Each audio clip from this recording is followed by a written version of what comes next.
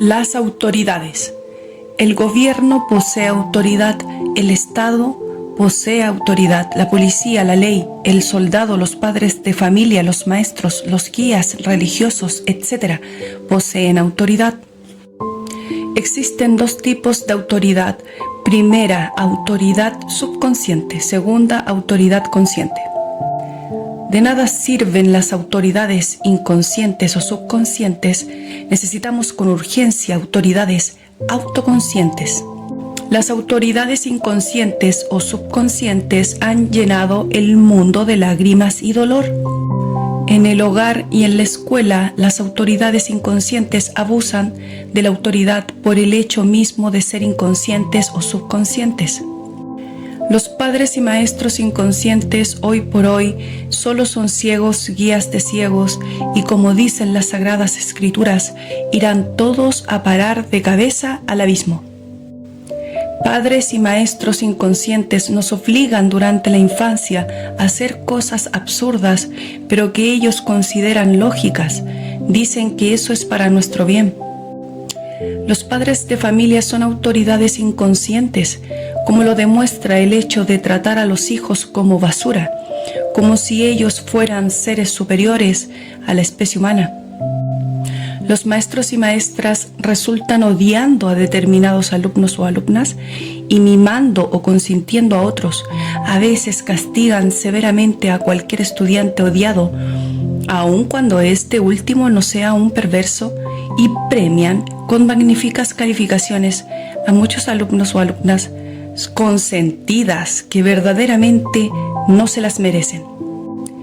Padres de familia y maestros de escuela dictan normas equivocadas para los niños, niñas, jóvenes, señoritas, etc. Las autoridades que no tienen autoconciencia solo cosas absurdas pueden hacer. Necesitamos autoridades autoconscientes. Entiéndese por autoconciencia el conocimiento íntegro de sí mismo, el total conocimiento de todos nuestros valores internos. Solo aquel que posea de verdad pleno conocimiento de sí mismo está despierto en forma íntegra. Eso es ser autoconsciente. Todo el mundo cree que se autoconoce más. Es muy difícil hallar en la vida a alguien que realmente se conozca a sí mismo. La gente tiene sobre sí misma conceptos totalmente equivocados. Conocerse a sí mismo requiere grandes y terribles esfuerzos. Solo mediante el conocimiento de sí mismo se llega verdaderamente a la autoconciencia. El abuso de autoridad se debe a la inconsciencia. Ninguna autoridad autoconsciente llegaría jamás al abuso de la autoridad. Algunos filósofos están en contra de la autoridad, detestan las autoridades. Semejante forma de pensar es falsa porque en todo lo creado, desde el microbio hasta el sol, existen escalas y escalas, grados y grados, fuerzas superiores que controlan y dirigen y fuerzas inferiores que son controladas y dirigidas. En un simple panal de abejas hay autoridad en la reina. En cualquier hormiguero existe autoridad y leyes. La destrucción del principio de autoridad conduciría a la anarquía. Las autoridades de estos tiempos críticos en que vivimos son inconscientes, y es claro que debido a este hecho psicológico esclavizan, encadenan, abusan y causan dolor. Necesitamos maestros, instructores o guías espirituales, autoridades de gobiernos, padres de familia, etc., pero plenamente autoconscientes. Solo así podemos hacer de verdad un mundo mejor. Es estúpido decir que no se necesitan maestros y guías espirituales. Es absurdo desconocer el principio de autoridad en todo lo creado. Aquellos que son autosuficientes, orgullosos, opinan que los maestros y guías espirituales no son necesarios. Debemos reconocer nuestra propia nadidad y miseria. Debemos comprender que necesitamos autoridades, maestros, instructores espirituales, etc., pero autoconscientes, a fin de que puedan dirigirnos y ayudarnos y guiarnos sabiamente. La autoridad inconsciente de los maestros destruye el poder creador de los alumnos y alumnas. Si el alumno pinta, el maestro inconsciente le dice lo que debe pintar, el árbol o paisaje que debe copiar, y el alumno aterrorizado no se atreve a salirse de las normas mecánicas del maestro. Eso no es crear. Es necesario que el estudiante se vuelva creador, que sea capaz de salirse de las normas inconscientes del maestro inconsciente, a fin de que pueda transmitir todo aquello que siente con relación al árbol, todo el encanto de la vida que circula por las hojas trémulas del árbol, toda su honda significación. Un maestro consciente no se opondría a la libertad creativa del espíritu. Los maestros con autoridad consciente jamás mutilarían la mente de los alumnos y alumnas. Los maestros inconscientes destruyen con su autoridad la mente y la inteligencia de los alumnos y alumnas. Los maestros con autoridad inconscientes solo saben castigar y dictar normas estúpidas para que los alumnos se porten bien. Los maestros autoconscientes enseñan con suma paciencia a sus alumnos y alumnas, ayudándoles a comprender sus dificultades individuales, a fin de que comprendiendo puedan trascender todos sus errores y avanzar triunfalmente. La autoridad consciente o autoconsciente jamás podría destruir la inteligencia. La autoridad inconsciente destruye la inteligencia y causa graves daños a los alumnos y alumnas. La inteligencia solo adviene a nosotros cuando gozamos de verdadera libertad, y los maestros con autoridad autoconsciente saben de verdad respetar la libertad creadora. Los maestros inconscientes creen que todo lo saben y atropellan la libertad de los estudiantes, castrándoles la inteligencia con sus normas sin vida. Los maestros autoconscientes saben que no saben y hasta se dan el lujo de aprender observando las capacidades creadoras de sus discípulos. Es necesario que los estudiantes de las escuelas, colegios y universidades pasen de simple condición de autómatas disciplinados a la brillante posición de seres inteligentes y libres, para que puedan hacer frente con todo éxito a todas las dificultades de la existencia. Esto requiere maestros autoconscientes competentes que realmente se interesen por sus discípulos, maestros que estén bien pagados para que no tengan angustias monetarias de ninguna especie. Desgraciadamente, todo maestro, todo padre de familia, todo alumno se cree a sí mismo autoconsciente, despierto, y ese es su más grave error. Es muy raro hallar en la vida alguna persona autoconsciente y despierta. La gente sueña cuando el cuerpo duerme y sueña cuando el cuerpo está en estado de vigilia. La gente maneja coches soñando, trabaja soñando, anda por las calles soñando y vive a toda hora soñando. Es muy natural que a un profesor se le olvide el paraguas o que en el carro deje abandonado algún libro o su cartera. Todo esto sucede porque el profesor tiene la conciencia dormida, sueña. Es muy difícil que las gentes acepten que están dormidas. Todo el mundo se cree a sí mismo despierto. Si alguien aceptase que tiene su conciencia dormida, es claro que desde ese mismo momento comenzaría a despertar. El alumno o la alumna olvida en la casa el libro o el cuaderno que tiene que llevar a la escuela. Un olvido de estos parece muy normal, y lo es, pero indica, señala, el estado de sueño en que se halla la conciencia humana. Los pasajeros de cualquier servicio de transporte urbano suelen pasarse a veces de calle. Estaban dormidos y cuando despiertan vienen a darse cuenta de que se pasaron de calle y que ahora les tocará regresar a pie unas cuantas cuadras. Rara vez en la vida está el ser humano despierto realmente, y cuando lo ha estado siquiera por un momento, como en los casos del infinito terror, se ve por un momento a sí mismo en forma íntegra, esos momentos son inolvidables. El hombre que regresa a su casa después de haber recorrido toda la ciudad, es muy difícil que recuerde en forma minuciosa todos sus pensamientos, incidentes, personas, cosas, ideas, etcétera, etcétera. Al tratar de recordar, hallará en su memoria grandes lagunas que corresponden precisamente a los estados de sueño más profundo. Algunos estudiantes de psicología se han propuesto vivir alertas de momento en momento, pero de pronto se duermen. Tal vez al encontrar algún amigo en la calle, al entrar a algún almacén para comprar algo, etc. Y cuando horas más tarde recuerden su decisión de vivir alertas y despiertos de momento en momento, entonces vienen a darse cuenta de que se habían dormido cuando entraron a tal o cual lugar o cuando se encontraron a tal o cual persona, etcétera, etcétera. Ser autoconsciente es algo muy difícil, pero se puede llegar a ese estado aprendiendo a vivir alertas y vigilantes de momento en momento. Si queremos llegar a la autoconciencia, necesitamos conocernos a sí mismos en forma íntegra. Todos nosotros tenemos el yo, el mí mismo, el ego, que necesitamos explorar para conocernos a sí mismos y volvernos autoconscientes. Es urgente autoobservarnos, analizar y comprender cada uno de nuestros defectos.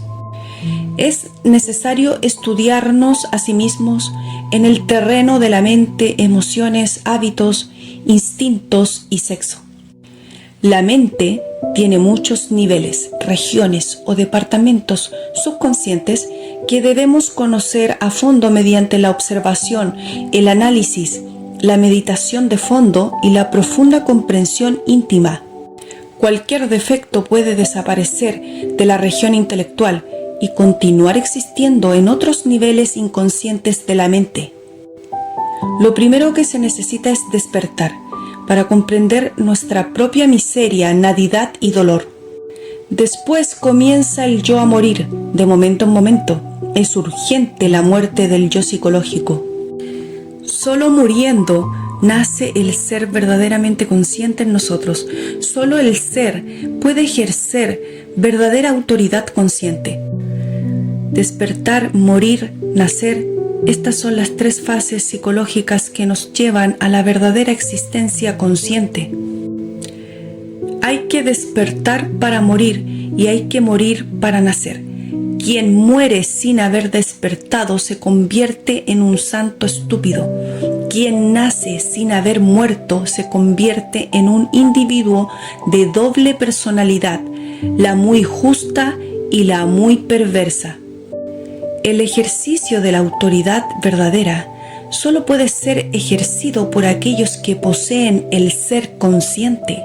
Aquellos que todavía no poseen el ser consciente, aquellos que todavía no son autoconscientes, suelen abusar de la autoridad y causar mucho daño. Los maestros deben aprender a mandar y los alumnos deben aprender a obedecer. Aquellos psicólogos que se pronuncian contra la obediencia están de hecho muy equivocados, porque nadie puede mandar conscientemente si antes no ha aprendido a obedecer. Ahora hablaremos de la disciplina. Los maestros de escuela, colegios y universidades le dan muchísima importancia a la disciplina y nosotros debemos estudiarla en este capítulo detenidamente. Todos los que hemos pasado por escuelas, colegios, universidades, etc., sabemos muy bien lo que son las disciplinas, reglas, férulas, regaños, etcétera, etcétera. Disciplina es eso que se llama cultivo de la resistencia. A los maestros de escuela les encanta cultivar la resistencia. Se nos enseña a resistir, a erigir algo contra alguna cosa. Se nos enseña a resistir las tentaciones de la carne y nos azotamos y hacemos penitencias para resistir. Se nos enseña a resistir las tentaciones que trae la pereza, tentaciones de no estudiar, no ir a la escuela, jugar, reír, burlarnos de nuestros maestros, violar los reglamentos, etcétera, etcétera. Los maestros y maestras tienen el concepto equivocado de que mediante la disciplina podemos comprender la necesidad de respetar el orden de la escuela, la necesidad de estudiar, guardar compostura ante los maestros, portarnos bien con los condiscípulos, etcétera, etcétera.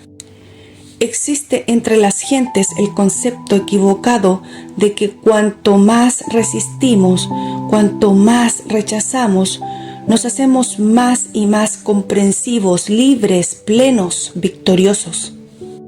No quieren darse cuenta las gentes que cuanto más luchamos contra algo, cuanto más lo resistimos, cuanto más lo rechazamos, menor es la comprensión.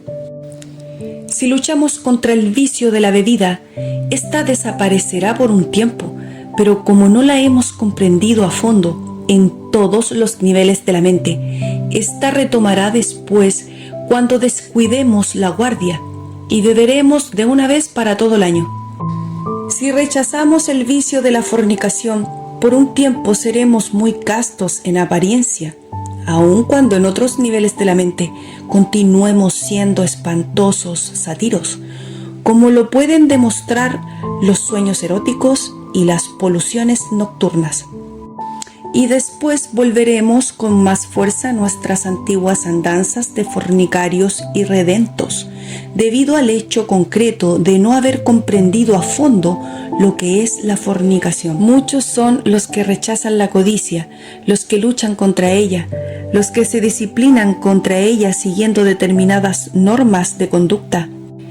Pero como no han comprendido de verdad todo el proceso de la codicia, resultan en el fondo codiciando a no ser codiciosos. Muchos son los que se disciplinan contra la ira, los que aprenden a resistirla, pero esta continúa existiendo en otros niveles de la mente subconsciente, aun cuando en apariencia haya desaparecido de nuestro carácter, y al menor descuido de la guardia, el subconsciente nos traiciona y entonces tronamos y relampagueamos llenos de ira cuando menos los esperábamos y tal vez por algún motivo que no tiene la menor importancia.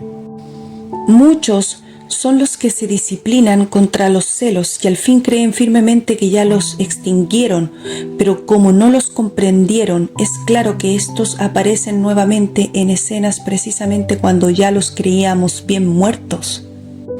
Solo con plena ausencia de disciplinas, solo en libertad auténtica surge en la mente la llamarada ardiente de la comprensión. La libertad creadora no puede existir jamás en un armazón. Necesitamos libertad para comprender nuestros defectos psicológicos en forma íntegra. Necesitamos con urgencia derribar muros y romper grilletes de acero para ser libres. Tenemos que experimentar por sí mismos todo aquello que nuestros maestros en la escuela y nuestros padres nos han dicho que es bueno y útil. No basta aprender de memoria e imitar, necesitamos comprender. Todo el esfuerzo de los maestros y maestras debe dirigirse a la conciencia de los alumnos. Deben esforzarse porque ellos entren en el camino de la comprensión. No es suficiente decirles a los alumnos que deben ser esto o aquello. Es necesario que los alumnos aprendan a ser libres para que puedan por sí mismos examinar, estudiar, analizar todos los valores, todas las cosas que la gente ha dicho que son beneficiosas, útiles, nobles, y no meramente aceptarlas e imitarlas. Las gentes no quieren descubrir por sí mismas, tienen mentes cerradas, estúpidas, mentes que no quieren indagar, mentes mecanicistas que jamás indagan, que solo imitan. Es urgente, es necesario, es indispensable que los alumnos y alumnas, desde su más tierna edad hasta el momento de abandonar las aulas, gocen de verdadera libertad para descubrir por sí mismos, para inquirir, para comprender, y que no estén limitados por los muros ayeptos de las prohibiciones, regaños y disciplinas. Si a los alumnos se les dice lo que deben y lo que no deben hacer y no se les permite comprender y experimentar, ¿dónde entonces está su inteligencia? ¿Cuál es la oportunidad que se le ha dado a la inteligencia? ¿De qué sirve entonces pasar exámenes, vestir muy bien, tener muchos amigos si no somos inteligentes? La inteligencia solo viene a nosotros cuando estamos verdaderamente libres para investigar por sí mismos, para comprender, para analizar sin el temor al regaño y sin la férula de las disciplinas. Los estudiantes miedosos, asustados, sometidos a terribles disciplinas, jamás podrán saber, jamás podrán ser inteligentes. Hoy en día, a los padres de familia y a los maestros, lo único que les interesa es que los alumnos y alumnas hagan una carrera, que se vuelvan médicos, abogados, ingenieros, empleadas de oficina, es decir, autómatas vivientes, y que luego se casen y se conviertan, además, en máquinas de hacer bebés, y eso es todo. Cuando los muchachos o muchachas quieren hacer algo nuevo, algo distinto, cuando sienten la necesidad de salirse de ese armazón de prejuicios, hábitos anticuados, disciplinas, tradiciones de familia o nación, etc., entonces los padres de familia aprietan más los grilletes de la prisión y dicen al muchacho o la muchacha: no hagáis eso, no estamos dispuestos a apoyarte en eso, esas cosas son locura, etcétera, etcétera. Total, el muchacho o la muchacha está formalmente preso dentro de la cárcel de las disciplinas, tradiciones, costumbres anticuadas, ideas decrépitas, etc. La educación fundamental enseña a conciliar el orden con la libertad. El orden sin libertad es tiranía. La libertad sin orden es anarquía.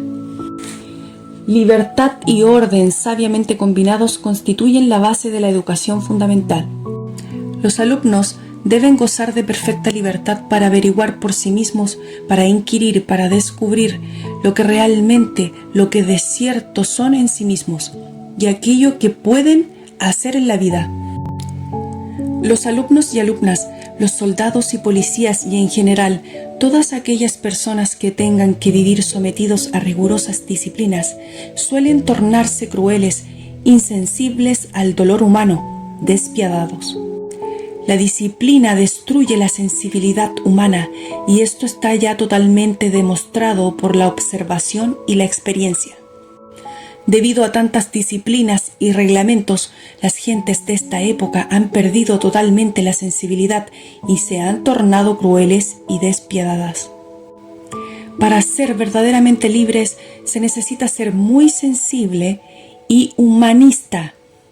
En las escuelas, colegios y universidades se les enseña a los estudiantes a poner atención en las clases y los alumnos y alumnas ponen atención para evitarse el regaño, el jalón de orejas, el golpe de la férula o con la regla, etcétera, etcétera. Mas, desgraciadamente, no se les enseña a comprender realmente lo que es la atención consciente. Por disciplina el estudiante pone atención y gasta energía creadora muchas veces en forma inútil. La energía creadora es el tipo más sutil de fuerza fabricado por la máquina orgánica. Nosotros comemos y bebemos y todos los procesos de la digestión son en el fondo procesos de la sutilización en que las materias groseras se convierten en materias y fuerzas útiles. La energía creadora es el tipo de materia y de fuerza más sutil elaborado por el organismo. Si sabemos poner atención consciente, podemos ahorrar energía creadora. Desafortunadamente, los maestros y maestras no les enseñan a sus discípulos lo que es la atención consciente.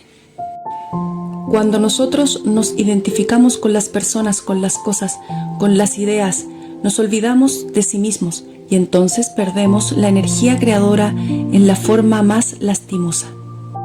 Es urgente saber que necesitamos ahorrar la energía creadora para despertar conciencia y que la energía creadora es el potencial viviente, el vehículo de la conciencia, el instrumento para despertar conciencia. Cuando aprendemos a no olvidarnos de sí mismos, cuando aprendemos a dividir la atención entre sujeto, objeto y lugar, ahorramos energía creadora para despertar conciencia. Es necesario aprender a manejar la atención para despertar la conciencia, pero los alumnos y alumnas nada saben sobre esto porque sus maestros y maestras no se lo han enseñado. Cuando aprendemos a utilizar la atención conscientemente, la disciplina entonces sale sobrando. El estudiante o la estudiante, atento a sus clases, a sus lecciones, al orden, no necesita de disciplina de ninguna especie. Es urgente que los maestros comprendan la necesidad de conciliar inteligentemente la libertad y el orden, y esto es posible mediante la atención consciente. La atención consciente excluye eso que se llama identificación. Cuando nos identificamos con las personas, con las cosas, con las ideas, vienen la fascinación y esta última produce sueño en la conciencia. Hay que saber poner atención sin identificación. Cuando ponemos atención en algo o en alguien y nos olvidamos de sí mismos, el resultado es la fascinación y el sueño de la conciencia. Observad cuidadosamente a un cineasta. Se encuentra dormido, todo lo ignora, se ignora a sí mismo, está hueco. Parece un sonámbulo, sueña con la película que está viendo, con el héroe de la película. Los alumnos y alumnas deben poner atención en las clases sin olvidarse de sí mismos, para no caer en el sueño espantoso de la conciencia.